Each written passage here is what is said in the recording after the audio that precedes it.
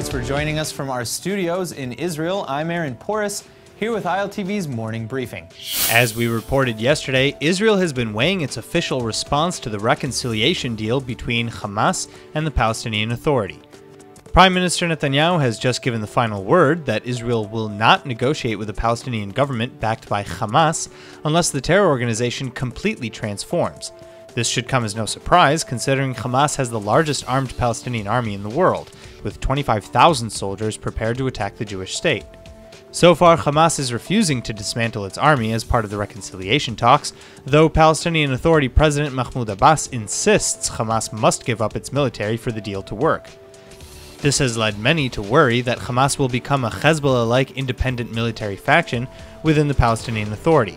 It's also why Israel is now refusing to recognize any new unity government unless it completely dismantles Hamas's army and all parties formally recognize Israel's right to exist. The Palestinians have already responded to the statement, stressing that it will not change anything in the forthcoming Hamas-Fatah talks, nor deny a unity deal. For now, Israel is saying it will maintain security ties with the PA, but clearly, there's a lot that needs to happen before true peace talks with the Palestinians can move ahead.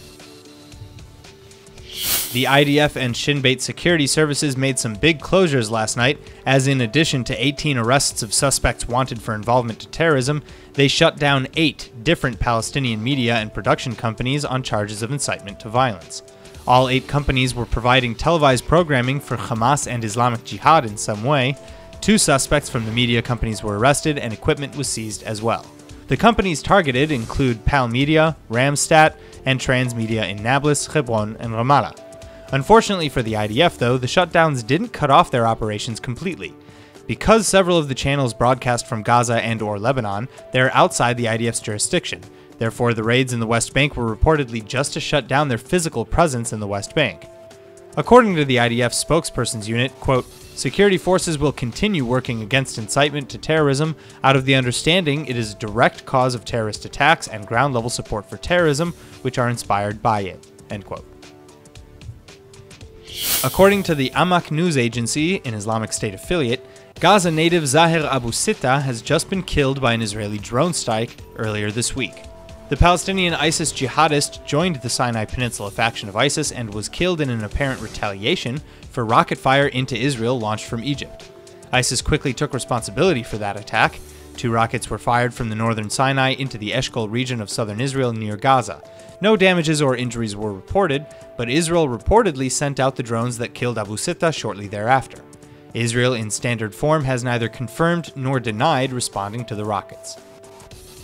Russian Jewish immigrant and master painter Mark Kliansky has just passed away at the age of 90. Kliansky is most well known for his portrait paintings, many of which are featuring prominent historical figures like Golda Meir, Elie Wiesel, B.B. King, and many, many more. He escaped the Holocaust when his father convinced 200 of their neighbors to travel to eastern Russia to outrun the advancing Nazi forces. Then in 1974, he and his family moved again, this time to Rome and finally to New York, to escape anti-Semitism and what Kliansky described as a lack of artistic freedom in the Soviet Union.